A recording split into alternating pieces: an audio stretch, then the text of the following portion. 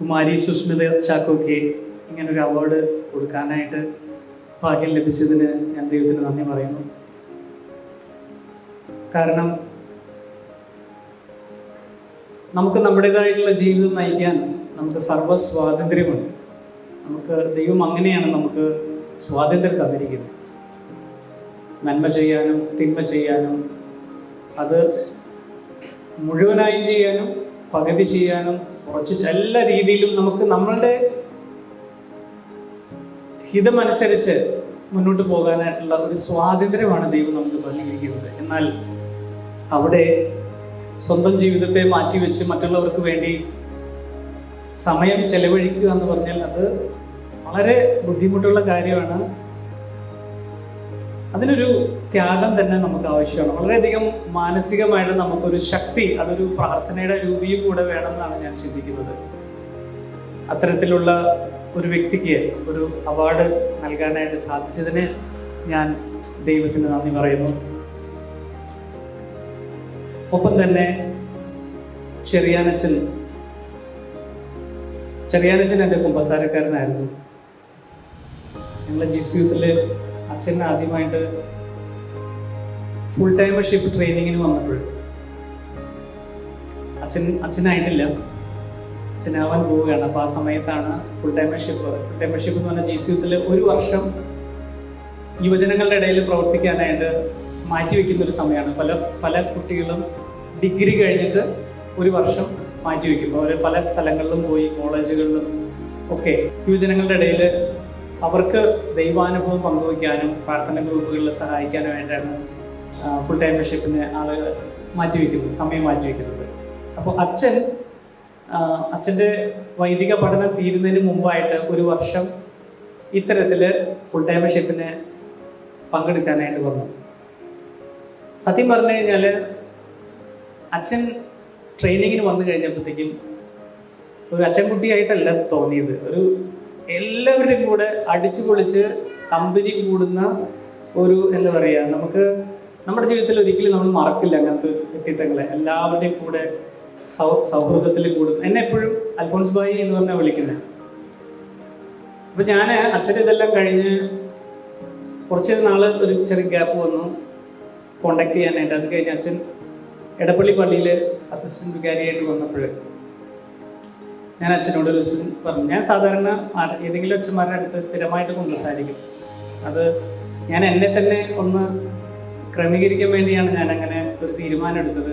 നമുക്കറിയാവുന്ന ഒരു അച്ഛൻ്റെ അടുത്ത്, അപ്പോൾ കുറേയും കൂടി നമുക്ക് നമ്മുടെ പല കാര്യങ്ങളിലും വിശുദ്ധീകരിക്കപ്പെടാനായിട്ട് അത് സഹായിക്കുമെന്ന് ഞാൻ വിശ്വസിക്കുന്നു. അപ്പം അങ്ങനെ ഞാൻ ചെറിയാനച്ഛൻ്റെ അടുത്ത് ഞാൻ പറഞ്ഞു, വെച്ചാൽ എനിക്ക് അച്ഛൻ്റെ അടുത്ത് സംസാരിക്കാൻ വരണമെന്ന് ആഗ്രഹമുണ്ട്. അൽഫോൺസ് ഭായി എപ്പോൾ വേണമെങ്കിലും പോരെ, നീ എപ്പോഴാണോ തോന്നുന്നത് അന്നേരം ഫോൺ വിളിച്ചാൽ മതി, ഞാൻ എവിടെയാണെങ്കിലും ഞാൻ അവൈലബിൾ ആയിക്കൊള്ളാം എന്ന് പറഞ്ഞു. ചില സമയത്തൊക്കെ ഞാൻ ഓർക്കുന്നുണ്ട്, രാത്രി 10:30-ക്കും 11 മണിക്കൊക്കെ ഞാൻ അച്ഛനെ വിളിച്ചിട്ടുണ്ട്. കാര്യം വേറൊരു സമയം ഒഴിവ് കിട്ടുന്നില്ല. അപ്പോൾ അച്ഛൻ എപ്പോൾ വേണമെങ്കിലും വിളിക്കാനുള്ള ഒരു സ്വാതന്ത്ര്യം തന്നിട്ടുണ്ട്.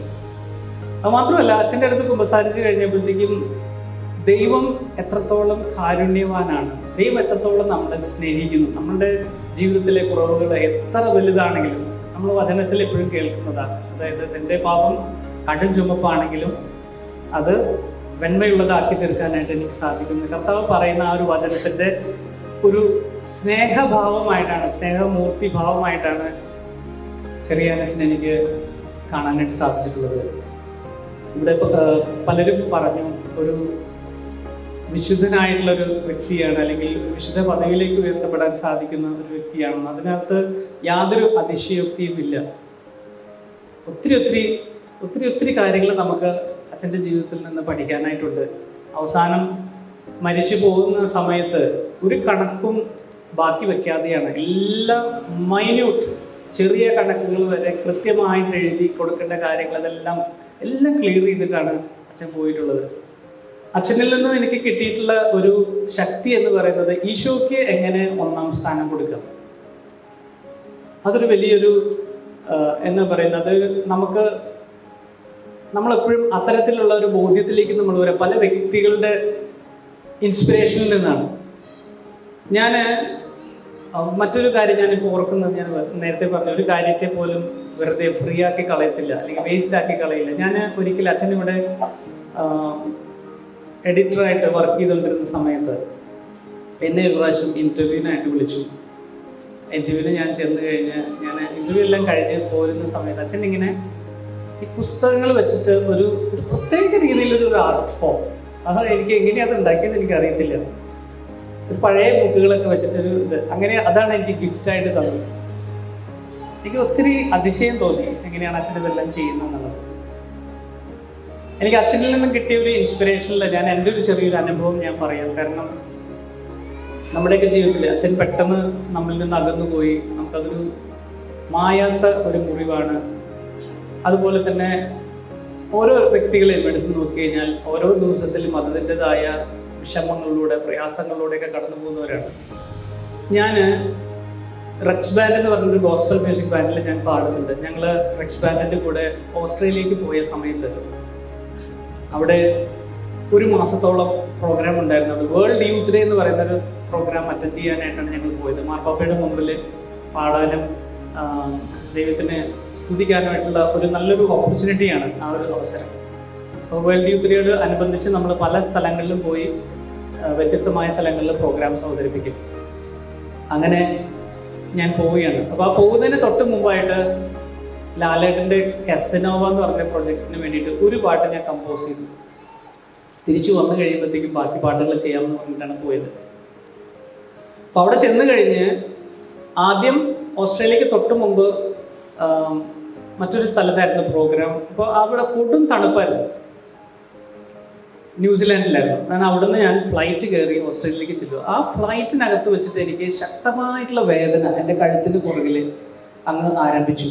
കുറേ കഴിഞ്ഞപ്പോഴത്തേക്ക് എനിക്ക് ഇരിക്കാൻ പറ്റുന്നില്ല, അനങ്ങാൻ പറ്റുന്നില്ല, എൻ്റെ കൈ എനിക്ക് താഴ്ത്താൻ പറ്റുന്നില്ല. അങ്ങനെ ഒരു വല്ലാത്തൊരു അവസ്ഥയിൽ ഞാൻ ഓസ്ട്രേലിയയിൽ പോയി താഴെ കിടക്കുകയുണ്ടായത്. എന്നെ പിടിച്ച് പൊക്കിയാണ് കാറിനകത്തോട്ട് കയറ്റിയാണ് ഞാൻ അടുത്ത സ്ഥലത്തേക്ക് ഞങ്ങൾ പോയത്. അത്രമാത്രം വേദനയായിരുന്നു. അങ്ങനെ എന്താ ചെയ്യേണ്ടതെന്ന് അറിയില്ല. കാര്യം അവിടേക്ക് ഒരു ഡോക്ടറെ കാണണമെന്നുണ്ടെങ്കിൽ കുറേ ദിവസം മുമ്പ് അപ്പോയിൻമെൻ്റ് എടുക്കുകയൊക്കെ ചെയ്യണം. അങ്ങനെ ഒരു ഡോക്ടർ എനിക്ക് ഇഞ്ചക്ഷൻ തന്നു മരവിപ്പിക്കാനായിട്ട്, വേദന അറിയാതിരിക്കാൻ. അങ്ങനെ പെയിൻ കില്ലേഴ്സ് ഇതെല്ലാം ഒത്തിരി എടുത്തിട്ടാണ് പല പ്രോഗ്രാംസും തീർത്തത്. എൻ്റെ 2 വിരലിൽ നമ്പായി, ഗിറ്റാർ വായിക്കാൻ പറ്റുന്നില്ല. തിരിച്ചു വന്നു കഴിഞ്ഞപ്പോഴത്തേക്കും ഡോക്ടർ പറഞ്ഞു, എല്ലാ പരിപാടിയും നിർത്തിക്കോളൂ, കംപ്ലീറ്റ് ആയിട്ട് റെസ്റ്റ് എടുത്ത് ട്രീറ്റ്മെൻറ്റ് ചെയ്തില്ലെങ്കിൽ തൻ്റെ കാര്യം പോക്കാണ്, പാരലൈസ്ഡ് ആയി പോകും. അപ്പം ഞാൻ ഒത്തിരി സങ്കടം വന്നു. കാരണം ഈശോയ്ക്ക് വേണ്ടിയാണ് പോയത്, ഈശോയ്ക്ക് സാക്ഷ്യം വഹിക്കാൻ വേണ്ടിയാണ് പോയത്. അവിടെ വെച്ചിട്ട് തന്നെ എനിക്ക് അടി കിട്ടിയല്ലോ, എന്താണ് മനസ്സിലാവുന്നില്ല. തിരിച്ചു വന്ന് ട്രീറ്റ്മെൻറ്റ് ആരംഭിച്ചു. ഡോക്ടർ പറഞ്ഞ് കംപ്ലീറ്റ് നിർത്തിക്കോളാൻ. അങ്ങനെ അവസാനം കസിനോവ എന്നുള്ള പടം വിടേണ്ടി കൊണ്ടു, ചെയ്യാൻ പറ്റിയില്ല. അപ്പോൾ അത് കഴിഞ്ഞ് 2-3 സിനിമകൾ വന്നു, അതൊന്നും ചെയ്യാൻ പറ്റിയില്ല. ഞാൻ ഉപേക്ഷിക്കേണ്ടതായിട്ട് വന്നു. എൻ്റെ കരിയർ തന്നെ കംപ്ലീറ്റ് ആയിട്ട് സ്റ്റോപ്പായി എന്ന് തോന്നുന്നൊരു സമയമാണ്. അങ്ങനെ വിഷമിച്ചിരിക്കുന്ന സമയത്താണ് ഞങ്ങളുടെ ജീവിതത്തിലുള്ള 1-2 സഹോദരങ്ങൾ വന്നിട്ട് പറഞ്ഞു, എന്തായാലും നീ വെറുതെ ഇരിക്കുമല്ലേ, വേറെ ഒന്നും ചെയ്യാൻ നിർത്തിയില്ല, നീ ഡിവൈനിൽ കിടന്ന് ധ്യാനിക്കാൻ പറ്റും, നീ അവിടെ പോയി ഒരാഴ്ച ഒന്ന് പോയി ധ്യാനിക്കപ്പോൾ എനിക്കൊരു ആശ്വാസം കിട്ടും.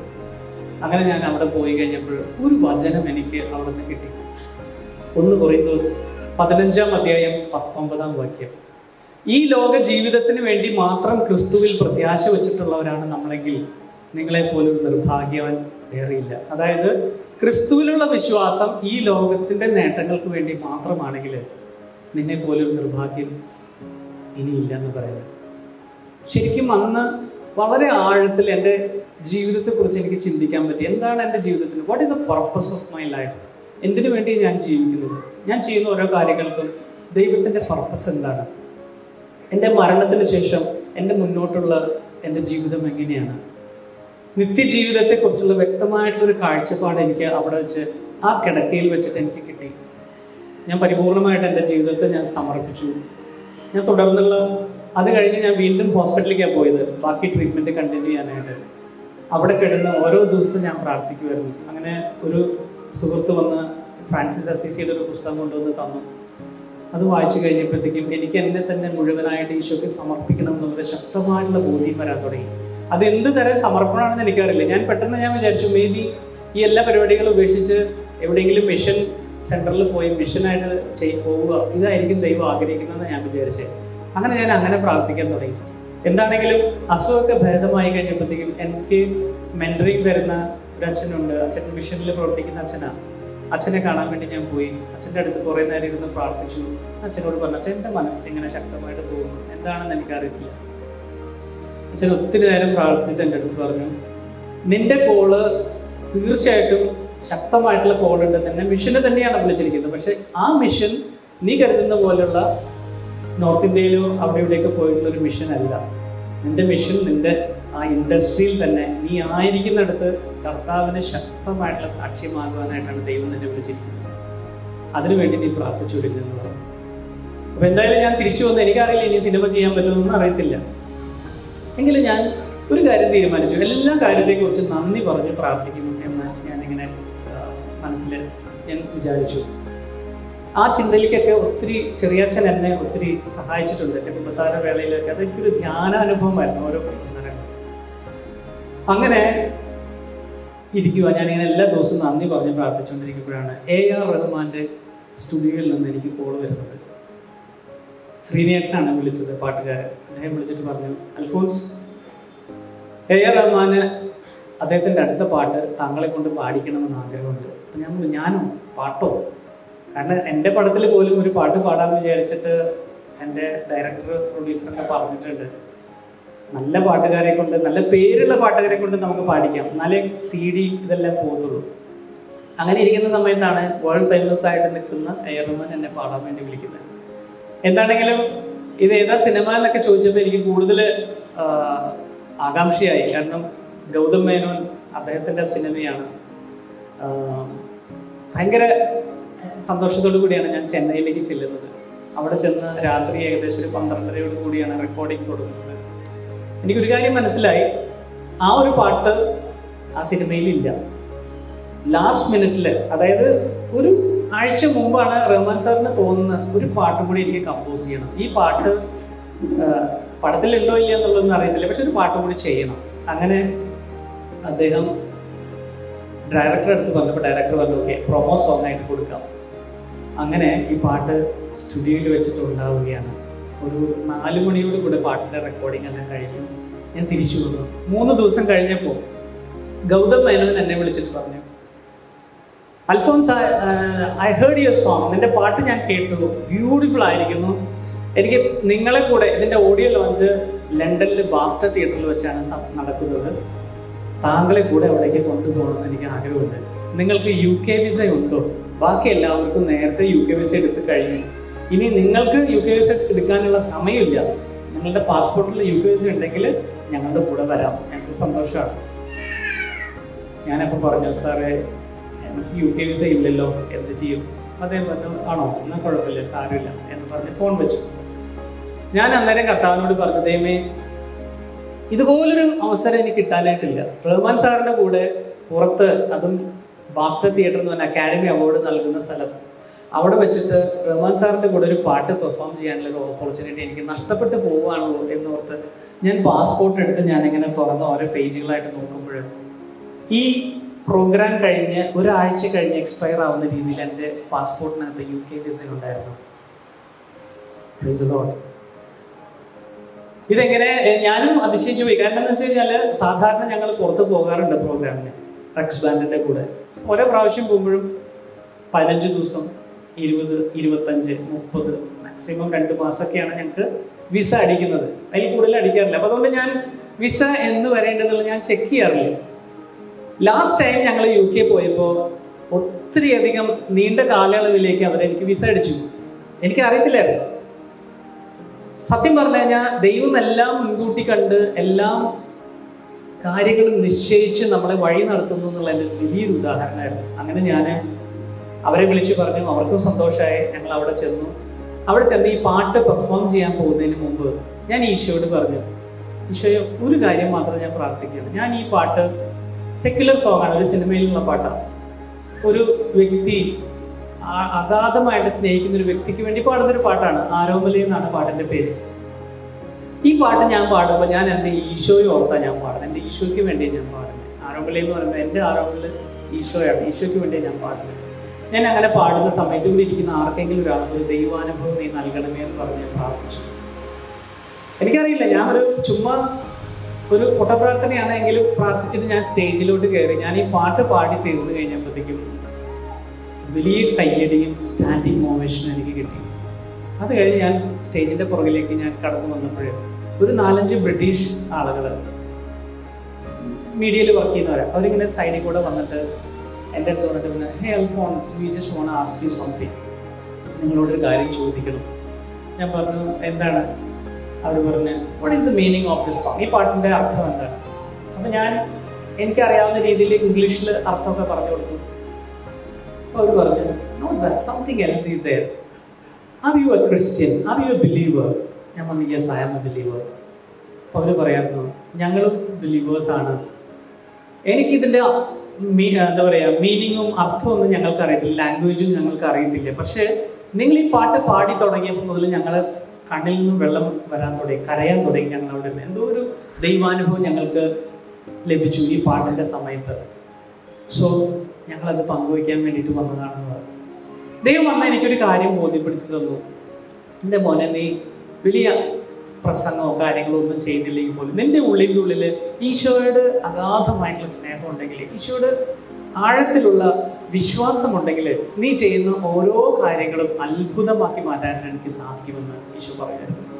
അതിനുശേഷം ഗൗതം മേനോൻ ഈ പാട്ട് എങ്ങനെയെങ്കിലും ഷൂട്ട് ചെയ്യണമെന്ന് തീരുമാനിക്കുകയും പ്രൊഡ്യൂസർ പറഞ്ഞു സിലമ്പരിശും തൃശ്ശയും വേറെ പടത്തിലേക്ക് ജോയിൻ ചെയ്ത് ഇനി അവരെ വിളിക്കണമെങ്കിൽ എക്സ്ട്രാ കോൾ ഷീറ്റ് കൊടുക്കണം.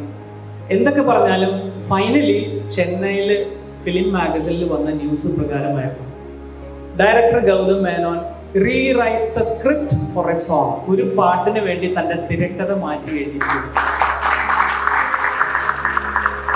സത്യം പറഞ്ഞു കഴിഞ്ഞാല് ഈ ഒരു പാട്ട്, ഇല്ലാത്തൊരു പാട്ട് ഉണ്ടാകാനും ആ പാട്ട് പടത്തിലേക്ക് വരുവാനും ഈ പടത്തിലെ പ്രോമിനന്റ് സോങ് ആയിട്ട് വരാനും ആ പാട്ടിലൂടെ ഞാൻ വീണ്ടും ഇൻഡസ്ട്രിയിലേക്ക് വരാനും ഇടയാക്കിയത് എൻ്റെ കഴിവോ മറ്റാരുടെയും കഴിവല്ല, ദൈവം അതിശക്തമായിട്ട് പ്രവർത്തിച്ചതാണെന്ന് ഞാൻ വിചാരിക്കുന്നു. അതിനുശേഷം റഹ്മാൻ സാറിൻ്റെ കൂടെ വേൾഡ് ടൂറിന് അദ്ദേഹം എന്നെ ഇൻവൈറ്റ് ചെയ്തു.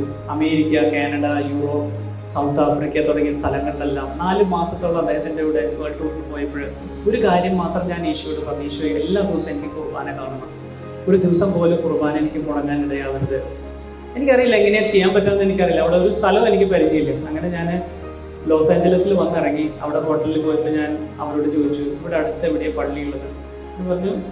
നിങ്ങൾക്കൊരു ടാക്സി എടുക്കാം, തൊട്ടടുത്ത് തന്നെ ഒരു $20 കൊടുത്തു കഴിഞ്ഞാൽ ടാക്സിയിൽ പോയി പള്ളിയുണ്ട്, അവിടെ തിരിച്ചു വരാം. അങ്ങനെ ഞാൻ പള്ളിയിൽ പോയി തിരിച്ചു വരാൻ തുടങ്ങി ഡെയിലി. അപ്പം ഞങ്ങളുടെ പ്രാക്ടീസ് തീരുമ്പോൾ രാത്രി 2 മണി 3 മണിയൊക്കെ ആവും. അങ്ങനെ എങ്ങനെയെങ്കിലും വന്ന് കിടന്നാൽ മതി എന്നിട്ടായിരിക്കും എല്ലാവരും വന്ന് കിടക്കുക. പക്ഷെ ഞാൻ രാവിലെ അലാറം വെച്ച് എഴുന്നേറ്റ് ഞാൻ പോകും പള്ളിയിലേക്ക്. അങ്ങനെ ആ ലോസ് ഏഞ്ചലസിലത്തെ പരിപാടി തീർന്നു. ഇനി വാഷിങ്ടണിലേക്ക് പോകേണ്ട സമയം. അപ്പം ഞാൻ ഈശോയോട് പറഞ്ഞു, ഈശോ ഇനി എങ്ങനെയാണ് പള്ളിയിൽ പോകേണ്ടതെന്ന് എനിക്ക് അറിയില്ല, നീ എന്തെങ്കിലും ഒരു മാർഗ്ഗം കാണിച്ചു തരണം. ഞാൻ പള്ളിയിൽ നിന്ന് പുറത്തിറങ്ങിയപ്പോൾ ഒരു മലയാളി ചേട്ടൻ പള്ളിയിലുണ്ടായിരുന്നു. ആ ചേട്ടൻ പറഞ്ഞു, തൻ്റെ മുഖം കണ്ട് നല്ല പരിചയമുണ്ടല്ലോ, തൻ്റെ പേരെന്താ? ഞാൻ പറഞ്ഞു, അൽഫോൺസ്. ഓക്കെ, ഞാൻ ടി വിയിലൊക്കെ കണ്ടിട്ടുണ്ട്. ഇവിടെ എന്താ വന്നിരിക്കുന്നത്? ഞാൻ പറഞ്ഞു, റഹ്മാൻ സാറിൻ്റെ ഷോയ്ക്ക് വന്നു. ഓക്കെ. അങ്ങനെ പുള്ളി പരിചയപ്പെട്ട് വന്ന് ഞാൻ പറഞ്ഞു, ചേട്ടാ എനിക്കൊരു ഹെൽപ്പ് ചെയ്യാമോ? എനിക്ക് വാഷിങ്ടണിലേക്ക് ഞാൻ പോകുമ്പോൾ അവിടെ ആരെയും എനിക്ക് പരിചയമില്ല, എനിക്ക് പള്ളിയിൽ പോകണം. അദ്ദേഹം പറഞ്ഞു, അതിനെന്താ, എൻ്റെ സുഹൃത്ത് അവിടെയുണ്ട്, ഞാൻ വിളിച്ച് പറയാം. അത് താങ്കളെ ഹോട്ടലിൽ വന്ന് പിക്ക് ചെയ്ത് പള്ളിയിൽ കൊണ്ടുപോയി തിരിച്ചു കൊണ്ടുവന്നാക്കി തരും. അങ്ങനെ വാഷിങ്ടണിൽ നിന്ന് അടുത്ത സ്ഥലത്തേക്ക് പോയപ്പോൾ അവിടെ ഒരു ചേട്ടനെ പരിചയപ്പെടുത്തി. അങ്ങനെ എല്ലാ സ്ഥലത്തും കുർബാന കാണാനായിട്ടുള്ള സാഹചര്യം കിട്ടി. ഇത് മാത്രമല്ല, ഇതിൻ്റെ ഇടയിൽ ക്രിസ്മസ് രാത്രി ഉണ്ടായിരുന്നു. ഞാനിങ്ങനെ പള്ളിയിൽ പോകുന്ന കാര്യം ഞങ്ങളുടെ ഗ്രൂപ്പിനകത്ത് എല്ലാവരും അറിഞ്ഞു കഴിഞ്ഞപ്പോഴത്തേക്ക് അവർ വന്നിട്ട് പറഞ്ഞു, 25-ാം തീയതി ഞങ്ങൾക്കും പള്ളിയിൽ പോകാൻ ആഗ്രഹമുണ്ട്, അൽഫോൺസ് ഞങ്ങളെയും കൂടെ കൊണ്ടുപോകാമോ? അങ്ങനെ ഞങ്ങളെല്ലാവരും കൂടെ ഒരു ഗ്രൂപ്പായിട്ട് ഞങ്ങൾ പള്ളിയിൽ പോയി. കുർബാന കഴിഞ്ഞിട്ട് ഞങ്ങളുടെ ഗ്രൂപ്പിനെ കോർഡിനേറ്റ് ചെയ്യുന്ന ഒരു ലേഡി ഉണ്ട് ബോംബെയിൽ നിന്നുള്ള. അവർ ക്രിസ്ത്യാനിയാണ്, പക്ഷേ കുറേ വർഷങ്ങളായിട്ട് പള്ളിയിൽ പോയിട്ടില്ല. അവർ വന്ന് എൻ്റെ അടുത്ത് വന്നിട്ട് പറഞ്ഞു, Alphonse, thank you for taking me to the church. ഞാനിന്ന് പള്ളിയിലിരുന്നപ്പോഴെനിക്ക് എൻ്റെ ആദ്യ കുർബാന സ്വീകരണം ഓർമ്മ വന്നത്. ഞാൻ എന്തുകൊണ്ടും തിരക്കുകൊണ്ടൊക്കെ ആയിട്ട് ഞാൻ ഈ കുർബാന മുടങ്ങി പോകുമായിരുന്നു. കാരണം പല സ്ഥലങ്ങളിലാണ് ഷോ ഒക്കെ നടക്കുന്നത്. അതിൻ്റെ മൊത്തം കോർഡിനേഷൻ ഞാനായതുകൊണ്ട് എനിക്ക് പള്ളിയിൽ പോകാൻ പറ്റില്ലായിരുന്നു. പക്ഷേ ഇന്ന് ഞാൻ പള്ളിയിൽ പോയപ്പോൾ എനിക്ക് ഭയങ്കര ഒരു അനുഭവം എനിക്ക് കിട്ടി.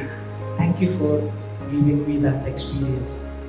ഇതെല്ലാം കഴിഞ്ഞ് ഞാൻ തിരിച്ചു വന്ന് അനേകം നാൾക്ക് ശേഷം ഞാൻ ബോംബെ പോയപ്പോൾ ഞാൻ ഇവരെ കാണാൻ വേണ്ടി പോയി. അന്നേരം അവരെൻ്റെ അടുത്ത് പറയായിരുന്നു, അൽഫോൻസ്, ഞാനൊരു ധ്യാനം കൂടി ഇന്ന് വളരെയധികം ദൈവത്തിൻ്റെ അനുഭവം എനിക്ക് അനുഭവിക്കാനായിട്ട് സാധിക്കുന്നുണ്ട്. അപ്പോൾ ഞാനൊരു കാര്യം പറഞ്ഞുകൊണ്ട് നിർത്താണ്. നമ്മുടെ മുമ്പിൽ ഒരു മാതൃകയായിട്ട് ഇന്ന് ചെറിയാനച്ചനുണ്ട്, കുമാരി സുസ്മിത ചാക്കോ നമ്മുടെ മുമ്പിലുണ്ട്. ഇത്തരത്തിലുള്ള വ്യക്തിത്വങ്ങൾ നമുക്കുണ്ടാകുന്നത് അതുപോലെയുള്ള മാതാപിതാക്കൾ ഉള്ളത് കൊണ്ടാണ്. ഞാൻ വളരെയധികം ബഹുമാനത്തോടു കൂടെ അപ്പച്ചനെ ഞാൻ ഓർക്കുകയാണ്. അമ്മച്ചി ഇവിടെ ഉണ്ടെന്ന് ഞാൻ വിചാരിക്കുന്നു. ഇവിടെ ഇരിക്കുന്ന ഓരോ മാതാപിതാക്കൾക്കും ഇത്തരത്തിലുള്ള മക്കളെ ഈ ഭൂമിയിലേക്ക് നൽകാനായിട്ട് സാധിക്കും. അതിനകത്ത് യാതൊരു സംശയവുമില്ല. ഞാൻ 10ാം ക്ലാസ്സിൽ പഠിക്കുന്ന സമയത്ത് എൻ്റെ വിശ്വാസമൊക്കെ നഷ്ടപ്പെട്ട് നിരീശ്വരവാദത്തിലേക്ക് പോയ ഒരാളാണ്. പക്ഷെ ഞാൻ വിശ്വാസത്തിലേക്ക് വന്നത് എൻ്റെ അപ്പച്ചൻ്റെയും അമ്മച്ചിയുടെയും മുട്ടുമേൽ നിന്നുള്ള ഒരു പ്രാർത്ഥന കൊണ്ടാണ്. ഞാൻ അവരുടെ പ്രാർത്ഥന ഞാൻ കണ്ടിട്ടുണ്ട് പലപ്പോഴും. അപ്പോൾ ഞാൻ പറയാൻ ആഗ്രഹിച്ച കാര്യം ഇതാണ്. ഇന്ന് ഈ ഒരു ഇടവക ഓരോ മാതാപിതാക്കളും മുട്ടുമ കൈ വിരിച്ചു നിന്ന് പ്രാർത്ഥിച്ചു കഴിഞ്ഞാൽ ഈ ഇടവകയിൽ നിന്ന് അനേകം വിശുദ്ധരുണ്ടാകുന്ന ഉള്ള കാര്യത്തിൽ യാതൊരു സംശയവുമില്ല. അപ്പോൾ ഒരിക്കൽ കൂടെ കുമാരി സുസ്മിത ചാക്കോയ്ക്ക് എൻ്റെ എല്ലാവിധ ആശംസകളും സ്നേഹവും ഞാൻ പങ്കുവെച്ചുകൊണ്ട് എൻ്റെ വാക്കുകൾ ഞാൻ നിർത്തുന്നു. Thank you so much.